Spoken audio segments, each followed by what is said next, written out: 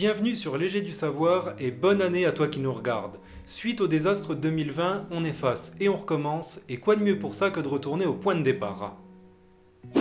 Suite au bon retour sur les bases de la psychologie évolutionniste en 3 minutes, on s'est dit que ce serait sympa de faire la même chose pour d'autres phénomènes, dont un qui ne devrait pas vous être totalement inconnu. On va parler du Big Bang et de la formation de la Terre. Alors oui, on ne réinvente pas la roue et vous trouverez plein de vidéos et de documentaires sur le sujet. Néanmoins, on va essayer de faire ça en 3 minutes. Alors Greg, lance le chrono, le Big Bang et la Terre, c'est maintenant. Notre univers est en expansion, et les éléments qui le constituent s'éloignent de plus en plus car cet espace s'étire. Cela veut aussi dire que si on utilisait une DeLorean pour remonter dans le temps, on verrait les différentes galaxies se rapprocher à tel point que tout serait contenu dans un seul point que l'on nomme singularité. Au point le plus loin où nous pouvons remonter, il y a 13,7 milliards d'années, il y a cette explosion que l'on nomme Big Bang, et qui a produit une lumière dont l'aventure finit sa course dans nos télescopes et qu'on appelle aujourd'hui le fond diffus cosmologique. Cette explosion, qui définit l'instant zéro de notre univers, a libéré des nuages de gaz et de poussière dont l'agglomération a permis la formation du Soleil et de la Terre et des différents éléments qui constituent notre galaxie il y a de ça 4,5 milliards d'années. Notons également qu'il y a environ 4,6 milliards d'années, une énorme météorite a heurté la Terre, et peu à peu, les débris projetés dans l'espace se sont agglomérés sur une même orbite. Puis se sont condensés en une sphère, c'est la naissance de la Lune. Ce satellite naturel à la Terre va s'éloigner jusqu'à la position que nous connaissons aujourd'hui.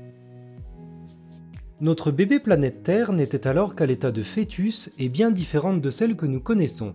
Pas d'océan et de mer, et une atmosphère sans oxygène ne permettant pas la moindre forme de vie. Notre pauvre planète était alors un véritable champ de bataille, sans cesse bombardé par des matériaux venus de l'espace. Résultat, on a une véritable boule de feu en fusion qui se fait matraquer. Les matériaux les plus lourds s'enfoncent au centre et formeront le noyau terrestre, et les plus légers resteront en surface pour former la croûte terrestre. On parle alors de l'âge des ténèbres. Peu à peu, la planète prend forme, et toutes ces roches en fusion libèrent des gaz qui seront à l'origine de la première atmosphère durant plusieurs millions d'années.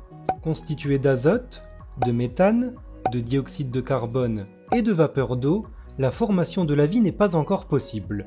Le temps continue de passer, les bombardements diminuent à tel point qu'il y a environ 4,2 milliards d'années, la planète commence à baisser suffisamment en température pour que l'eau condense et quitte sa phase gazeuse, pour s'abattre sous forme de pluie, faisant naître les océans.